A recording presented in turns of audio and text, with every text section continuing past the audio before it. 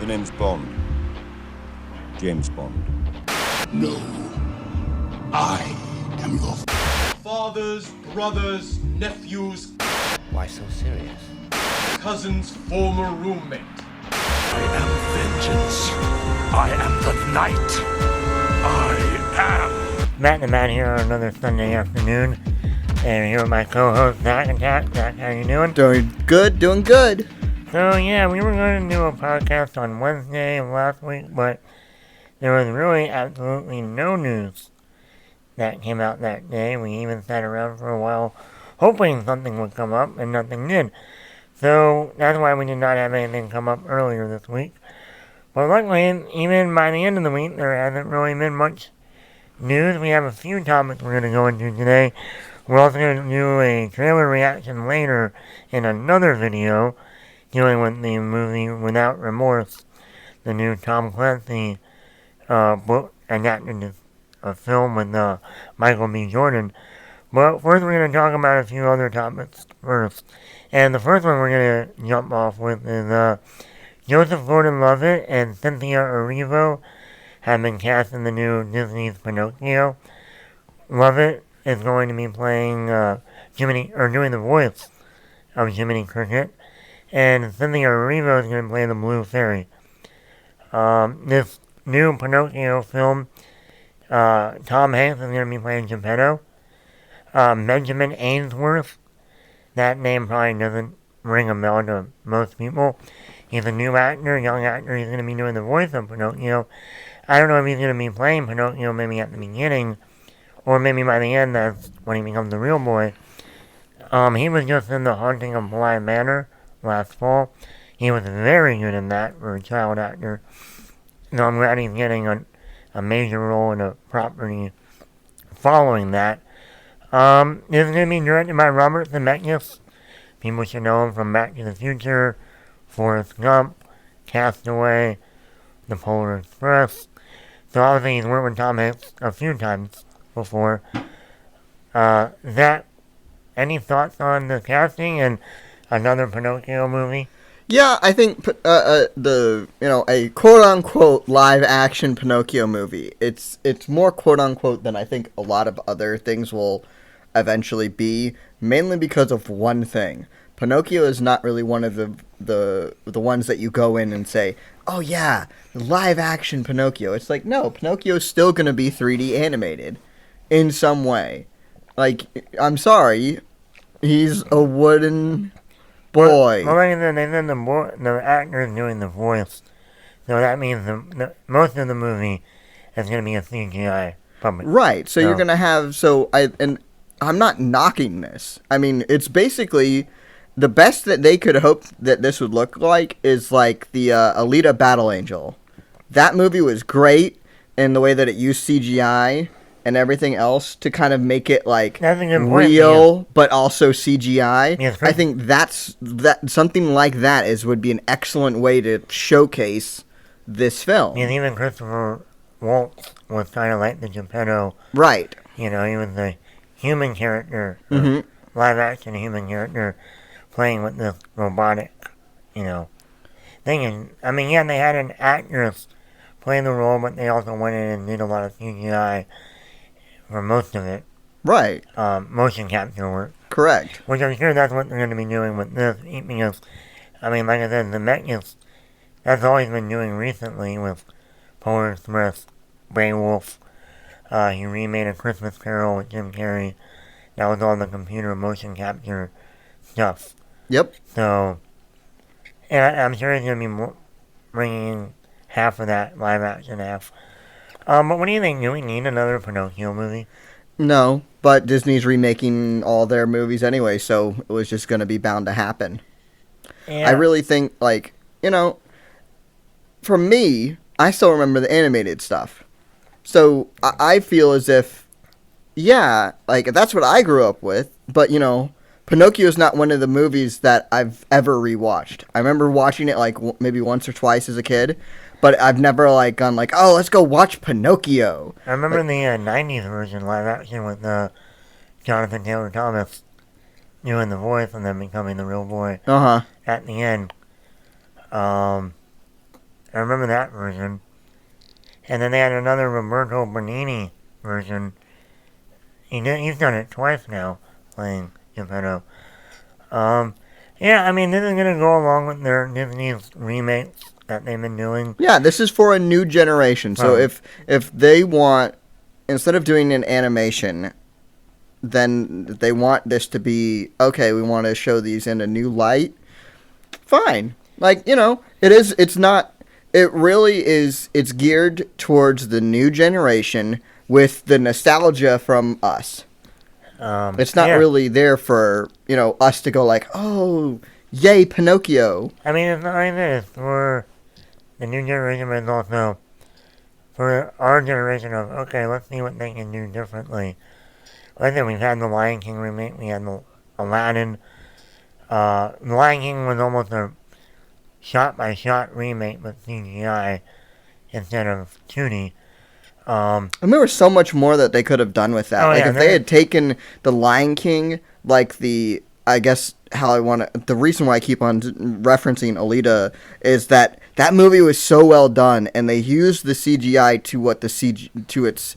to its best thing, and they focused on when you look at, the face of the main character, they made her eyes bigger, they kind of, made her a little bit more of that anime stylish, but they really had, the expressions were amazing, and you really got to connect emotionally with the characters, and that's something that you did not see with The Lion King.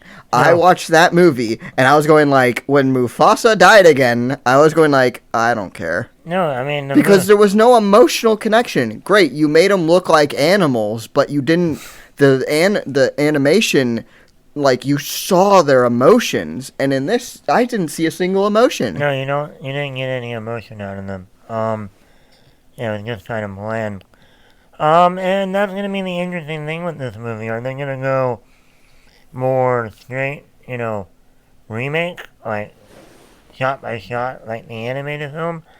Or you do more of a Jungle Book meets, even like a Cinderella, or you're gonna go even a different route like a Maleficent, which I don't know how you would do with this, or you thought you were gonna get Sleeping Beauty, but you got something a little bit more different than that. It'll be interesting how dark they go. Obviously with Pinocchio, you do have some dark moments in the movie. Oh yeah. With the boys turning into donkeys. I'll be very fascinated to see how they go with that. Or if they just take that out altogether. I think, I truly think that this, it doesn't need to be a shot-for-shot remake of it, but it can be a mostly, you don't need to adjust the script. Mm-hmm. Adjust the visuals and that stuff, and maybe change up the script to make it a little bit more modern-ish, but even the setting for it is not that much. Dude's making a wooden puppet. So it's not like this is, realistically, going back to it once again, Alita has the same general plot points of Pinocchio. That would be a quote-unquote modern, for it, futuristic Pinocchio story. So I would say almost kind of glam it up a bit, do kind of what you want with it, but just, don't fix what wasn't broke, I guess. Before we wrap this up, what do you think about the casting, though, so far? I think it's fine. Tom Hanks, fine. Joseph Gordon-Levitt, fine. I guess the one thing where it's just going, other than, James Earl Jones, there's not really, that time of, I didn't care who voiced Thumper from Bambi. I didn't care. Other than James Earl Jones or Robin Williams for the genie. Right. You didn't care about. You wouldn't even be able to recognize the voice. Yeah, other than the guy who played Iago, or Jeremy Irons as Scar. Right. That's about it. Right. That's about it. And it's great. They got a job. Yeah. I'm happy for them. But it's not there's two differences in what this is. Here's a gripe that you could put forward. There are a lot of people who get put into animated movies that are just really bad at it. Actors that could put into animated movies or video games that just are horrible at it. Patrick Stewart was in Oblivion, which is a video game. He is an amazing actor. I fell asleep when he was talking because there was no, like, he couldn't get the emotion across with just his voice. And that's a problem. Like, the guy who plays Olaf, Josh Gad. Yeah, Josh Gad. He's amazing. Like, he's using his voice to full effect. But and then, another example, Luke Perry from Friends. He played in a video game called Fallout New Vegas. He was horrible because he couldn't get his voice didn't carry the entirety of it is. Because I don't care in the booth whatever facial expressions or animations that they're doing. If the animators don't animate that, then it doesn't matter. Your voice has to do all the work.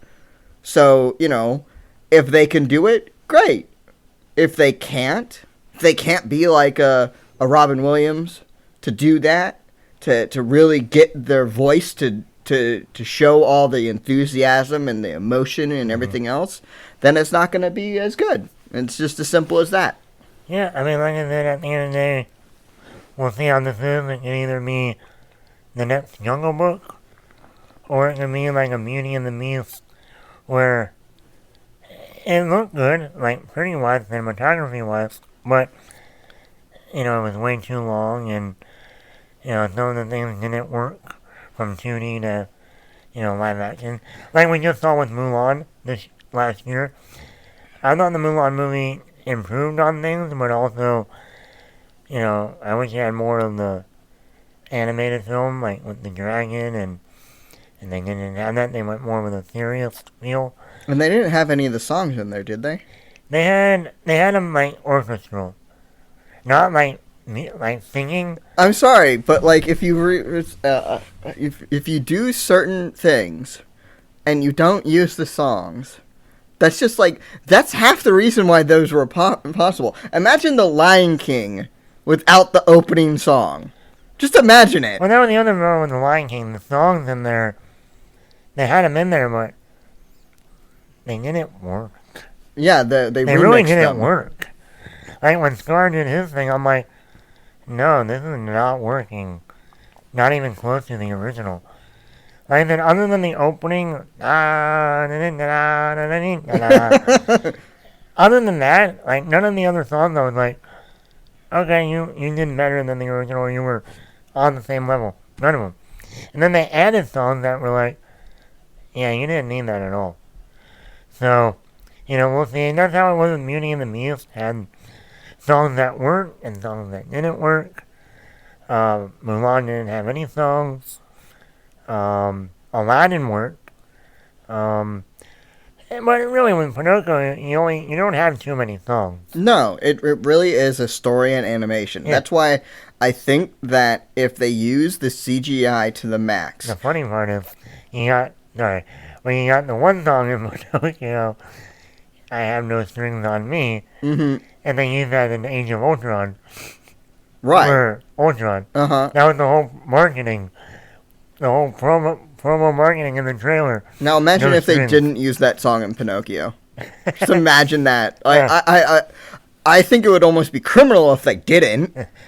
Oh yeah. It's like imagining The Lion King without that opening song. It's just going imagining Pinocchio without that song. It's if Disney really wanted to have like a Easter egg, if you have that song if they're in the house and Geppetto's working on Pinocchio and he's singing that song, and in a little bin in the side of the room, have all these toys and gadgets, have a little Ultron doll just sitting in a little crate. Yeah. That would actually be kind of I know what you're doing. I see what you did there. That would be kind of funny. I would get a kick out of that. Yeah. But, I think the biggest thing that would be really cool is to have and to really max out the CG when they go to do like the animated part, right? I guess CG part of the boys turning into donkeys. That right there is gonna be the kind of a defining scene of this movie, and where they need to legitimately like they need to blow all their money on basically the animations for Pinocchio. And those animations and that CG part, because that's where they need to like. That's what's gonna get it. There's not gonna be Pinocchio isn't the A tier of Disney stuff. No, just like Dumbo. Dumbo wasn't. Right. And that's the problem with the Dumbo movie was, like the first quarter of that film was the animated Dumbo movie. The second and third half of that movie was a different story. So I don't know if they're going to go that route. They could even go that route where, like, the first half is like the animated movie, and then it goes completely different direction. At least we know that Robert Zemeckis can do water and whales, like we saw in Castaway. So he'll nail that scene at least. I don't know how he'll mess that one up. Yeah, I mean, overall, this is like, it should be good, but, realistically, they're shooting for a B. Like, that's what this is. Like, that's what the live action movies have all been. I've never given any of them a B. A higher than a B, not even a B plus. So it's like, yeah. I mean, B plus, but, sorry. Like, yeah, I mean, none of them have been like, other than like Jungle Book and the Cinderella one, directed by Kenneth Branagh, those have been like the top tier, but everything else has been down, somewhere in the middle. Yeah, but it's just like, these movies, for us, were iconic. Yeah. These movies that they're doing now are not. I mean, like, they're working on The Little Mermaid right now. I'm curious to see how that is after Aquaman dealing with underwater. So we'll see how that one turns out. I'm still curious, or when they decide to do Pocahontas, how they're going to change that one up. I think they should just not touch that one. In this political climate, they should not touch that. Well, if they touch it, I'm not going to go to where they'll probably... how they'll refocus that movie, if they do it, will not be... Let's just say the white man will not look good in that film. They will spin it in some sort of way to be more, yep, the Indians got screwed. They will. We're not getting into all of that stuff. I am curious to how they do a movie like that. I mean, that was one of the top ones back in the day. Oh, yeah. I mean, I don't know if they're going to touch Tarzan. Even though they did a Tarzan movie a couple years ago with another studio with Margot Robbie in there. And Alexander Skarsgård. Yes. So that was only like 4 years ago. But that's another one. I would like them to do another Tarzan movie. That was more like the Disney animated film. You want to know what just popped into my head? What? The guy from The Mummy. Didn't he do the George of the Jungle? I was going like, wait a minute. When you said Tarzan, that's what popped into my head, not actual Tarzan. Mummy guy, what's it? Brendan Fraser? Yes. And I was just going like, I remember seeing him, but it's not, when you said Margot Robbie, my brain was not connecting that. My brain was going like, wait a minute, that doesn't make sense. That was Leslie Mann in that film, who went on to do like Big Daddy and a lot of the Judd Apatow films. Yeah.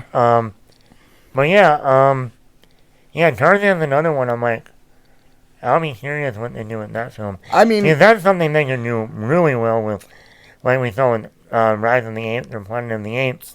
Use the CGI motion capture gorillas with the human character.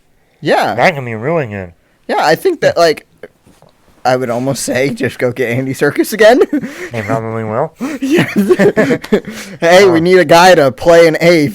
Let's go get the guy who's done it for about 20 movies so far. Kong, I did Caesar. Now you want me to be some random gorilla. They would probably just have Andy Serkis do all of them. Just go like, Andy, you're getting paid overtime. He would. They would probably do something like that. So yeah, we'll see. Like I said, Disney's still rolling out their, animated. I think this is a bigger symptom of a larger problem. Like we just saw the Cruella trailer. Yeah. That's coming out. I still think that this is a bigger symptom of a larger problem, and the fact that where's the new stuff? Well, I think that's I know we've been where's a talking new about, Disney thing? Well, that's the problem here. During the lockdown, that's one thing. I went back and watched a lot of Disney films, and I watched a lot of original films, like your National Treasures, your John Carters. Yeah, John Carter was bad, but National Treasure was good. John Carter wasn't that bad. Not a bad rap, but it actually wasn't that bad of a film. Sorcerer's Apprentice. Like I said, you got tons of, like you said, you go back to even the sports. Remember the Titans, the Mighty Ducks. Like, we haven't seen a Disney sports film in I don't know how long. Well, they had that new one, the safety. Yeah, well, with the Clemson team. I haven't watched that one yet. But yes, Disney hasn't made an original. They've been doing that more with their animated stuff. Like we just had the Raya and the Last Dragon come out this weekend. But I'm talking about in terms of live action, they haven't done anything original. Right? Come up with an original idea that could become a franchise. Like you were doing with Pirates. Like you were doing with National Treasure. Like you were doing with the Mighty Ducks. I'm getting tired of... I love Marvel. Like Star Wars. I don't mind seeing how you bring in a director and see what they can do with an animated to live action film. But come up with some original material. It doesn't even have to be original. Just go out. There's thousands of great top-selling books. That's just the top sellers. There's millions of book series out there that would be great to just basically say, even if it's not like, oh, we're going to do this exactly. It's enough to basically say, okay, this is a good enough original plot to kind of take in and then make our own thing. But not only that, like, now that having Disney Plus, the other night I really went down all their movies. I'm like, original. Like, yeah, but these are filmed back in the 90s, early 2000s. I'm like, we haven't seen anything original in forever. And it's like, even now that they got 20th Century Fox, what are they doing? We're remaking Home Alone. We're remaking Cheaper by the Dozen. It's like, why? Make something new. Think something original. Now you're remaking another studio's films. Because now that you got the rights to them. It's like, we're gonna remake Alien, we're gonna remake Predator. It's like, no. Just come up with something new. Yeah, it's just, I don't know. I'm looking for something new and interesting, and so far, no one's given it to me. They tried. The only one that was supposed to come out last summer, coming out this summer, I think, is that Jungle Cruise movie with The Rock. Yeah. Which is based on a ride, but it's still at least something new. Not something they've already done before. Yeah, last year during the lockdown, I think they also put out the Artemis Fowl movie. They did. But that one was terrible, and I refused to watch it because I read the books, and I'm sorry. Well, that was supposed to come That's in theaters. Terrible. Like my parents watched it, and they called me, and they said, for the love of God, don't watch this movie, because it will only anger you. And it's just like, it's just like... Well, that's the other thing. The Artemis Fowl series is something that could have been the next Harry Potter. Like, no. Are the books as good as Harry Potter? No, they're not. But the potential for a movie franchise set in the Artemis Fowl world was enormous. But they screwed it all up. They couldn't. It's like the plot line of the first book is such an interesting one because the protagonist is not the hero. Well, the 10-year-old boy is not the hero. He is the villain. And it is the most interesting read. I read it when I was a teenager. It was amazing because before that time, I'd never read a book where the person, my age was the bad guy. And it was great. It like opened. It was like for me, it was like to me, it was like The Empire Strikes Back, because it was like, oh my God, the bad guy won in the end. Yeah, I mean, we'll see what, Disney, they need to come up with something more original. I think, because like I said, eventually, people are going to be like, we've already seen this before, And and also the problem, like with Artemis Fowl, I didn't watch the movie either, but it worries me because, like, okay, you're not putting the time and effort into these, but you're putting way too much time into stuff we've already seen before, or the franchises. You're planning to make 2 pirate films at the same time. Like, I don't like the Pirates of the Caribbean films, but you're making 2 of them at the same time. And guess what? If you don't have Johnny Depp in there, one of those ain't gonna work. I'm sorry. Even though I thought Johnny Depp in the last film kind of phoned it in a little bit, it's still, these movies are nothing without Jack Sparrow. I don't care. I like Margot Robbie. You're bringing her in. You're bringing in Karen Gillian. But if you don't have someone from the original films in these new ones, people are not going to go see them. So once again, you're putting a lot of money into another franchise, and you're not even planning to bring back anyone from the original. No. Yeah, yeah. We'll see. Disney, we'll see what they do. But we're going to move on now, and we're going to move on to the next topic. Yeah, so the Fast and Furious is getting pushed back. Another film being delayed by COVID. Now this is joy. Now this is only a month, but that to me doesn't make any sense. It's like, why are you moving in a month? This movie doesn't even come out until the end of May, originally May 28th. So you still got over 2 months plus before it comes out, originally. And so why a month? What significance is gonna happen in that 1 month that says, we're gonna release it now? We're gonna push it back a month. They could be hoping that maybe theaters can open to full capacity. Maybe. You're pushing it back towards, more towards the summer, where they're saying that things might be a lot better there. Potentially, who knows? The only other reason would be, originally. Well, the problem with that release date is right before Top Gun Maverick. Talking about 2 movies that are going to be action heavy, star power actors, adrenaline fueled. I don't know why you would make it that same time, other than trying to capitalize on the 4th of July weekend. But you were already coming out Memorial Day weekend. So you were already taking up a holiday. Yeah, I don't know. Maybe they lost a hard drive of CGI and have to redo it. I don't know. I just don't. This movie was supposed to come out last May. Mm-hmm. And then why do you keep pushing it back? Yeah. It's a Fast and Furious movie. That's the other thing. It's people will go see that movie. Oh yeah.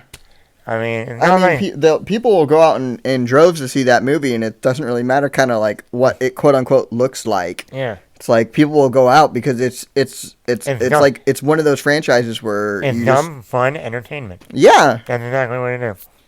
You're not going there for an Academy Award. Yeah, just like the Transformers movies. It's going what is it? I'm going to see a bunch of explosions and fighting, and I'm going to get that adrenaline rush.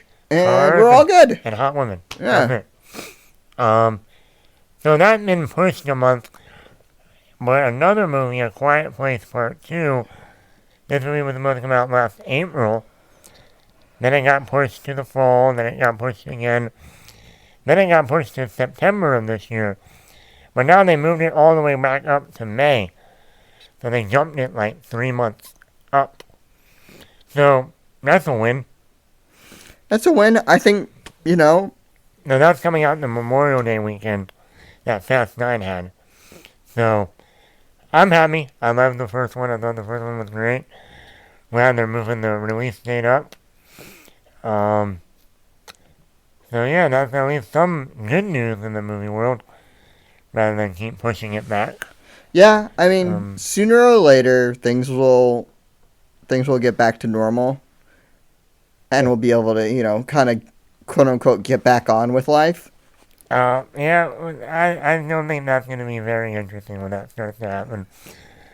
Well, we'll see how it goes. On a side note, Texas is open right now, Texas is open completely. Well, here's the thing. No, yes and no.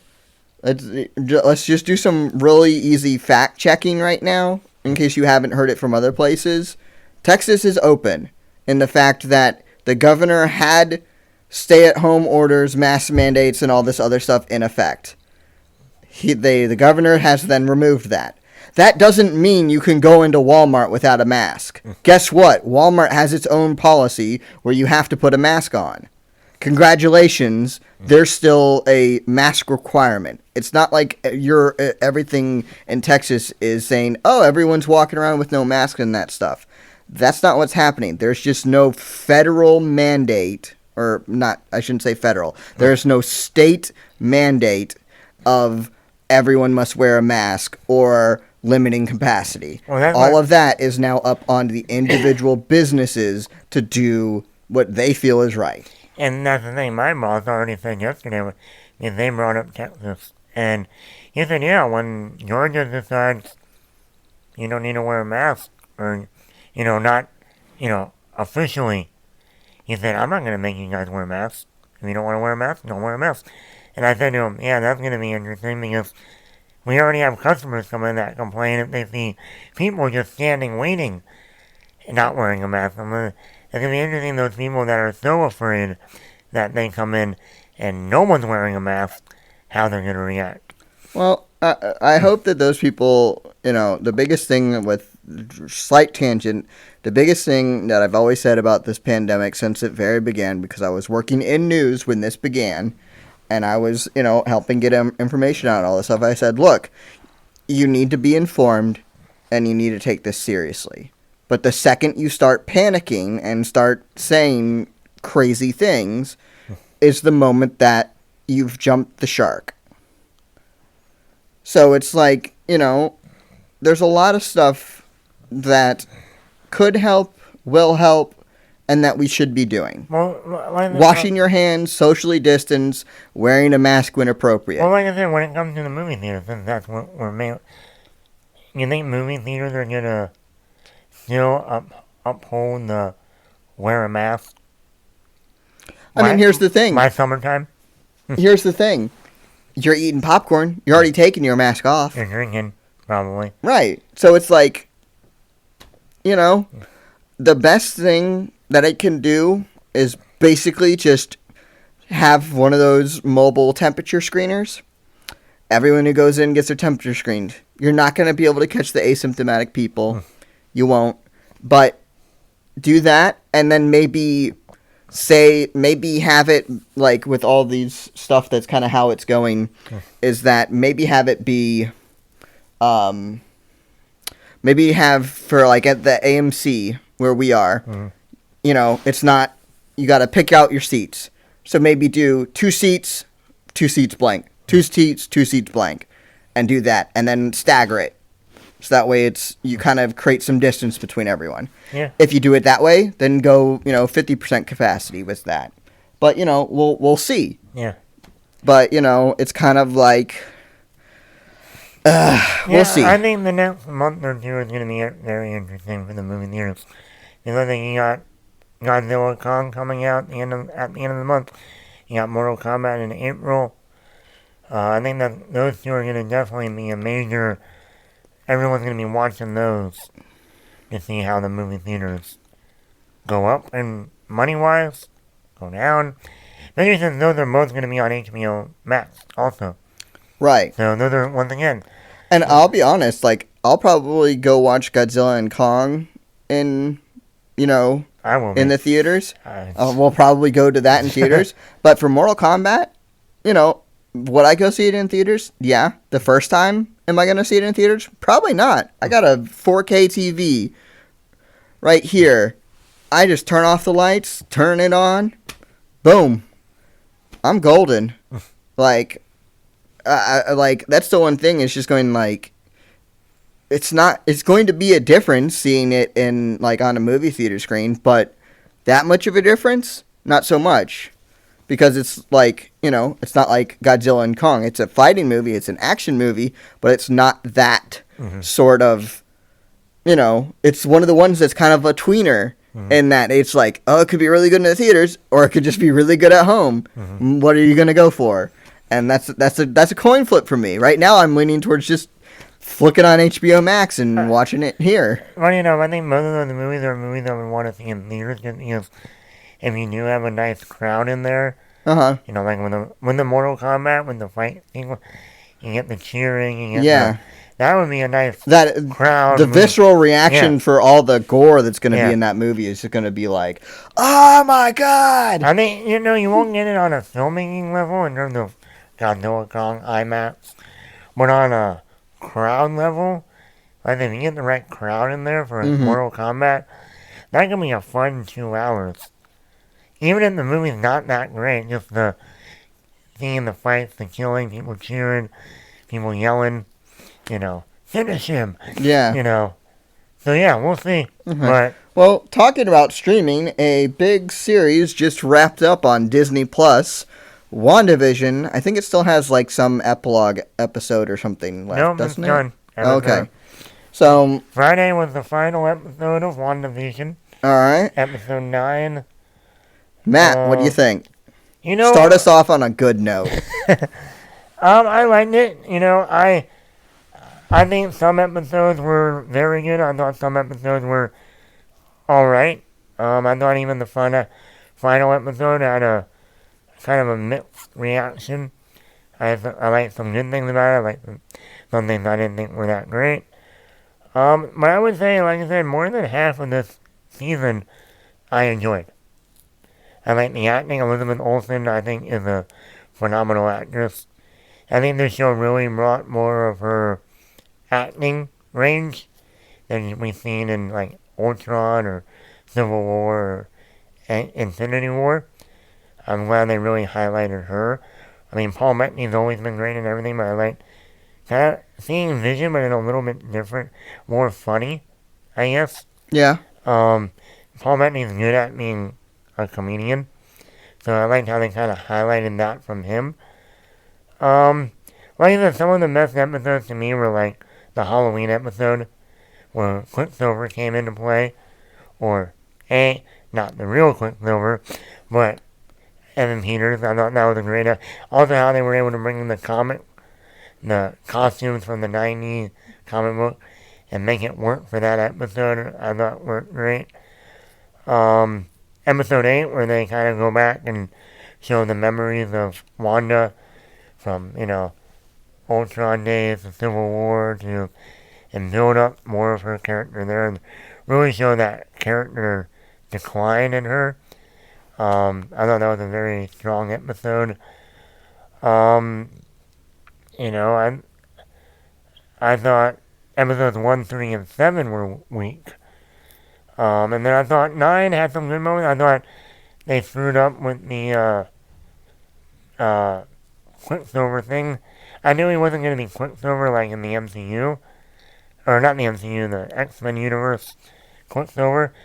But the way they handled him kind of being like the Iron Man 3 of throwaway characters with Ben Kingsley not being the real Mandarin.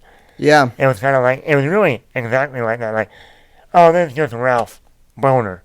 And you use a dick joke as his last name. I'm like, Ralph would have been fun. I'm like, okay, that makes some sense. You've been hearing Ralph, where's Ralph this entire season? And he ends up being Ralph. Okay, that would have made some sense. But then to add, his last name is Boner. I didn't know this was a 2000s comedy. Yeah. I didn't like it.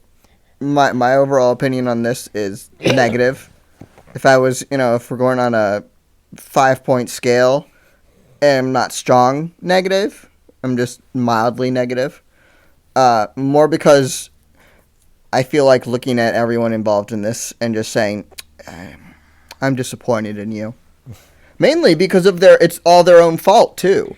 Here's the one thing that I don't think they get enough blame for. They get it. They get it. Everyone's out there just like praising them to Kingdom Come, and it annoys me because, and they lied, straight up. They lied. They didn't troll you. They lied. Because let's break this down a bit.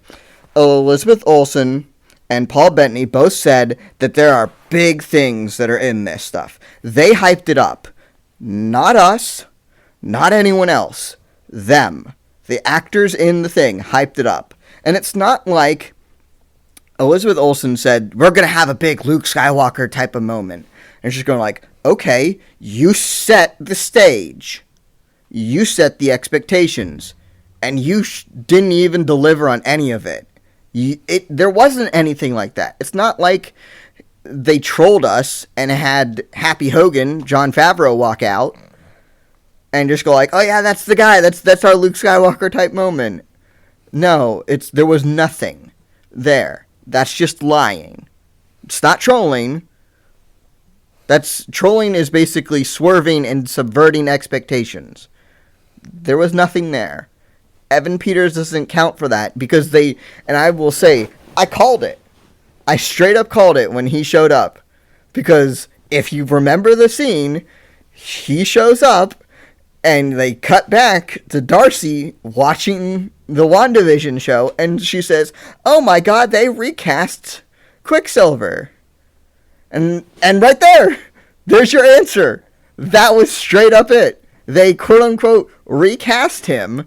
And it was never anything more than that. That was it.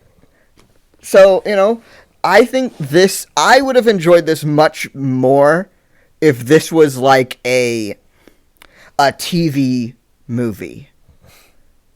A 2-hour TV movie. I would have much enjoyed this. It would have taken out the terrible pacing issues with this thing. Like, oh my gosh. The pacing issues with this series is just terrible. I didn't mind the pacing. The pacing dragged so much in some parts, and it was just like, oh my gosh. It wasn't funny. It was just cringe. I was cringing more than I was laughing. I don't know. I thought the pacing was really well done for what they were going for. I actually think the episode should have been longer. I'll agree with that. I think only 20 to 30 minutes was a little. Do not try and waste more of my life. I already want these 9 episode hours or whatever they are back. Well, I mean, I don't want to spend any more time on this. I mean, I personally think they should have been longer episodes. I know what they were going for because of the sitcom route, and that's how long sitcoms are normally. But when we got to near the end, especially the finale, where we're now finally in modern, no more sitcom, area, like you should have made that finale like an hour long, not 40 minutes, and then 9 minutes of credits. I was like, no. So there were moments like that where I was like, you need to at least have 1 hour episode, 1 full hour episode. I mean, it is Disney Plus. You guys have the money. You guys have the budget to do that. But like I said, I like the commercials. Each commercial they had throughout, it really brought to light certain things. I love the acting by them. Now, the ending. The biggest thing is that the only thing that matters in this entire thing was Rambo getting her powers and the ending. Well, I mean, those are the only 2 things that mattered in this entire thing. Well, I guess and the kids, because somehow they're gonna be the impetus for the multiverse of madness, and play a role in that. Well, yeah, I mean. So that's it. So let's go there. Now the other end credit scenes. What do you think is gonna happen now going forward with the MCU? Look, I think here's the thing. the one thing is that they're finally giving us the Doctor Strange scene. And Doctor Strange, he was not Sorcerer Supreme in the beginning. They showed it was his origin story. But then by the end, he is Sorcerer Supreme. And how did they do that? Well, they showed in the thing that he was a great doctor. What do you have to do in order to be a great doctor? Well, you're going to have to know how to study because you have to do a lot of years of studying for there. So they showed him studying. They did the training montage of stuff. And they showed him studying and everything else. So that way, when he then came in at the very end and showed, yes, I am the Sorcerer Supreme, look at all the cool things I can do, you watched that and just said, yeah, I believe it. It was earned. The powers that he got felt earned. It didn't, at no point in time you felt like, oh, someone just, sprinkled magic fairy dust on you and all of a sudden you're the Sorcerer Supreme. It's like, no, you got to see that earning part of it. And that's what we're now seeing with Wanda. Mm-hmm. We're seeing her earn her new powers. Because you already saw that she could astral project a form out there while she's inside. Which Doctor Strange can't do. So. Well, he can. They just had him only in that form. So, and we haven't seen him use it then, so saying that he can't do it, I think is... Let's just say for now we haven't seen him. So maybe he can, maybe he can't. Right. So we'll see. But let me ask. I would probably say that when this gets to what I think the goal of this is for, I'm pretty sure I could bet on the fact that there's going to be a scene in Doctor Strange 2 of Wanda and Doctor Strange fighting. Oh, yeah. Oh, yeah. And now, the good thing about this is that we've raised Wanda to his level, is what I think it is. Now, regardless of how they're actually going to play on there. Did you watch all the episode? Yeah. Episode 9? Agatha did say you're more powerful than the Sorcerer Supreme. Right. So. That's a lie. Straight up, they can rewrite stuff, but no, Stephen Strange in the comics is legitimately the second most powerful person. Period. So how do you chaos magic is let's put it this way. Stephen Strange is the Sorcerer Supreme. He controls a bunch of different types of magic. One of the most strongest that he controls is the time magic that was via the Time Stone. If they take that away, all of that power away, and that he can't do anything with time anymore because he doesn't have the Time Stone anymore, then that's fine. Then, he has to develop his new supreme powers on that. But Doctor Strange as a character is the Sorcerer Supreme for a reason. Now, chaos magic in the Marvel Comics is something that's built completely different. It's almost kind of like Domino in Deadpool. It's a lot of manipulating probabilities and manipulating that stuff. So yes, chaos magic is strong, but her chaos magic, at least in the comics, who knows what they're going to do in the MCU, and that line could be it, where they were saying that she can be stronger than the Sorcerer Supreme. Totally can be a thing. We just have to basically let them fight and then see what it is. But chaos magic really is something where it is all powerful, but the problem is that no matter what, however much strength she has, she's only drawing from the god of chaos, which is probably where we're going to, who probably has her children, and then will probably factor into the multiverse of madness. So, let me ask, do you think they're going to paint her as a villain or as a protagonist? I think she should be a villain in the fact that the god of chaos has kidnapped her kids and forcing her to do his bidding. So do you think it's going to be, what was it, Chiton? That's the... Yeah. One of the... Or do you think it's going to be like Mephisto or Nightmare? Pick one. Go for it. I really think that this should be a setup and this is a setup movie in multiple different forms of fashion for Doctor Strange 2. It's a setup in the fact that we're getting towards whatever this multiverse is going to end up doing. Because typically, multiverse events in Marvel or in DC always means that something is, like, the multiverse is collapsing or expanding or doing that stuff. So we don't have the multiverse now. It looks like we're expanding the multiverse. That's what this is all about. So, the problem with the comics, or the difference between comics and movies, is that comics, you're more invested reading comics than you are just watching a movie. Anyone can go watch a movie. It takes investment in comics to read each superhero that you want to read, to read the arcs and keep up with it and everything else. So you're more invested with it. So they're able to tell more detailed stories and with that. So I think that the multiverse stuff should not be long for this world in Marvel Cinematic stuff. It should be there to be an arc. A phase. Yeah, like it's phase whatever the new phase of Marvel. They go and have fun with the multiverse stuff, and then they chop it off and say, "All right, no more multiverse stuff. We had our fun. Now we're moving on." So let me ask you: the ending, the post-credit scene. We see her sitting there in her astral form.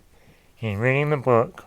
Well, I think that's her real form. Her astral form is the one who was out drinking tea on the porch. Okay. And we hear her kids yelling. Right. Her. Now, obviously in the episode, when she brought down the wall, the hex, her kids went away. Do you think in that ending scene, she's already tapped into the multiverse, and that's her kids in another universe calling her? I think, however it is... Because once again, the title of Doctor Strange and people have Multiverse of Madness could actually mean mom.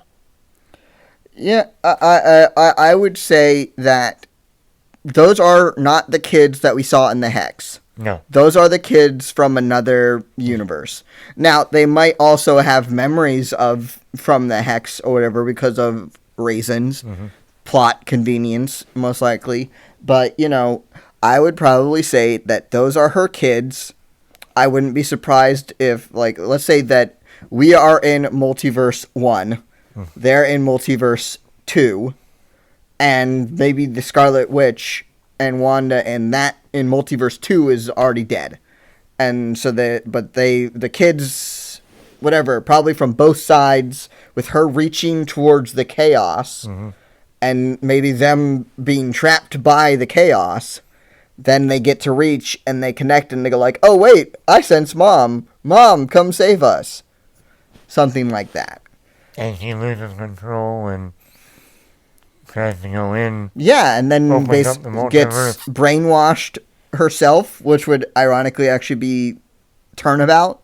Interesting turnabout to have her get brainwashed by, chaos, and then, or have it be just, she goes in and tries to save him, she gets smacked down by chaos, and basically he then says, do my bidding. And then or I kill your kids. And then she has to go and basically be his unwilling agent. That could be interesting. I don't know. Like, I don't see her as being the protagonist in the Multiverse of Madness. I don't, especially with the way that she acted in her character has acted, and the way that people reacted to her character in this film, like in universe, not like external, but in universe, basically Wanda is like public enemy number one, I would assume, from all government agencies. And then basically they've just decided, well, we can't find Doctor Strange, so we don't, and right now she's not hurting anyone. She's in a cabin in the middle of the woods. So just leave her there and let's, move on to other topics is going to be my assumption. But, I don't know. It all depends. It all depends, but I think what I would like to see in the Multiverse of Madness is to see the Spider-Man effect and not the doppelganger effect. I don't care to see two Robert Downey Jr.'s on the screen and they're both Tony Stark and the other things. I would like to see Tom Holland next to Andrew Garfield next to Tobey Maguire. Like, that's how I would like to see it, personally. Mm-hmm. Or bring in the X-Men, and that's how you do it. You don't do the doppelganger stuff because that's boring. like, let's be serious. That's just boring. And the way that Marvel did it with their multiverse is kind of that way.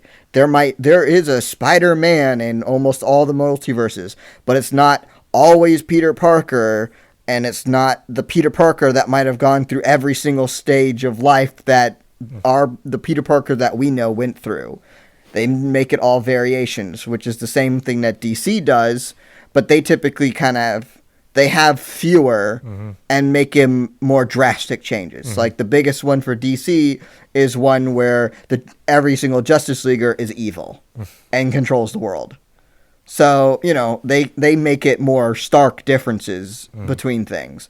But then they'll also have stuff where the regular Earth 1, if I'm getting this right, is the regular DC stuff with all the regular people, but then like Earth 2 is like is the old Justice Society people. Yeah, I don't think they're gonna do the doppelganger thing. I think you're not gonna get Robert Downey Jr. back. Do a whole bunch of more movies. So just throw money in his face. That always seemed to work before. Yeah, but I would rather them if you're gonna open up the multiverse. Yeah, that's when you introduce your new characters like Blade. Like the Fantastic Four, even possibly. Yeah. X-Men. Other heroes down the line. Because what I think this could do here's I don't even remember their timeline of movies and what it is, but here is something that I think would be interesting for them to do. If in the Multiverse of Madness they open it up to the Fox universe, bring in the X-Men over, and just say, like, whatever happened there, we're just completely ignoring, and actually do X-Men versus the Avengers, which was a great series. I mean, that would. I mean, if you really wanted to like end Phase 4 on a Avengers Infinity War Endgame, level, can you imagine being at Comic-Con? And they announced, we have another Avengers movie coming out at the end of Phase 4. But this time, they're not going up against the Thanos. They're going up against the X-Men. Yeah. People would just lose it. They would lose their minds. They would lose their minds. It could be bigger than the Infinity War. I mean... legitimately. That's the next phase of this. That's what I think that this should be. Avengers vs. X-Men. Yes! That would be They own big. both of them. That would be big. Then, what you can do, because, it's not that type of stuff. Well, basically, they fight over philosophical reasons. So you have that Captain America Civil War and the backtones of undertones of type of stuff. So basically, what you can have is that you bring the X-Men over. They go like, wow, this is a new world. I don't know how we got here. You have whoever show up, whatever. They have them show up and go like, oh, you can't do anything, and we have to put you under lock and key because of the Sokovia Accords. And they go like, we're human beings, we're mutants. We have powers, but like we're people. You don't get to lock us on, round us up and throw us under lock and key and that stuff. And that's where the fight comes over. So you re-dredge up kind of the Civil War type of deal, but you're making the people, you're basically making our people of our universe the pseudo bad people because you're trying to force something on people who are yanked from their world and put onto ours. So you can trim down the roster of whoever comes over. You pick the select ones. You pick Wolverine, Cyclops, Jean Grey, Magneto, whatever. You pick the ones that you really want. You bring them over. You drop them in and you say, cool, we're all good. And then, whatever, we'll make up the other reasons for having other mutants. So that way you can recast whoever you want, move on, bring over the characters that you want to have because of their looks. You have them fight over whatever, and then just like how Civil War ends, they kind of, no one dies, but they just fight over, they beat each other up, and then they go like, oh, whatever, someone wins, they move on, but then all of a sudden you have your X-Men in the X-Mansion in whatever, and then there. So now X-Men are a part of the overall, MCU. And you've brought them in, you've made them whatever, a smaller group, so they're not the X-Men of the X-Men universe where they just jet around doing whatever. They're a smaller group. They don't have as much quote-unquote power. Yeah. Of that stuff to infect the overall stuff. That would be good. I mean, like, other than, we know Kang the Conqueror is going to be in Ant-Man 3, and that's doing with the Quantum Mania, Quantum Realm. Other than, really, when you think of, like, big bad villains, I mean, other than Doctor Doom, like we've talked about before, I mean... Which, by the way, we pitched a much better ending to the show than they did. Hands down. Hands down. Our Doctor Doom scenario would have destroyed this. If what Doctor Doom or Reed Richards would have been that quote-unquote Luke Skywalker type of moment. But yeah, I mean, like that would have been they great. failed. I mean, that would have been great for her to, and then how they ended the show for her leaving and, starting over, and she having, especially all the flashbacks in episode 8. It would have been nice for her to go back to Sokovia and see that it's been renamed Latveria, and she walks into the church, the same place that Ultron was sitting in, and instead of Ultron this time, it would have been Doctor Doom. That would have been a nice, and that would have been great to see her in that outfit, that new costume, and see Doctor Doom sitting there. And I'm pretty sure everyone has seen the side-by-sides of that costume and Magneto's costume from, what was that, Apocalypse? So, Or it would have been great to see Magneto sitting there. Yeah. Hi, daughter. Yeah. I mean, they killed her, or they killed the parents in the old one, and they showed them. Well, that could have been like a real, I'm from another universe. Well, that's the one thing. They could have not shown her father's face. Mm-hmm. Just shown, the helmet. Just showed when they had the episodes of where her father brought home the DV or the stuff of the VHSs of all the shows that they were watching and that stuff. If when they shot it, give, shaggier hair that covered the eyes, frame it in a way so that you don't really get the face, but you see a strong jawline and everything else, but you don't get to see you don't ever have a full-on face shot of him. Do all of that, and then have the ending scene. She walks into the church, because you never got to see his full face. You see that thing there. She walks up and she's like, this isn't real. And then you had that solo reveal, and it's, Michael Fassbender. And he goes like, this place looks nothing like how I remember it. And then, boom, that's how you get into it. And then that's how you can bring in the multiverse, is where, he drops a hint of he's not the real one, and he's a different one. I think that would have been, that at least there. We've given you two endings that would have given you your promised Luke Skywalker moment. It wasn't anyone else who said this. They're the ones who said it. They lied. Yeah, I mean, we'll see what happens, but it'd be great if that's how the next Phase 4 ends with the X-Men. Yeah. And the Avengers fighting. Or starts. Yeah. Like Phase 5 could start. Yeah. With maybe Phase 4 ends with whatever, the multiverse collapsing or whatever, and whoever, the X-Men gets dragged over or something. Mm-hmm.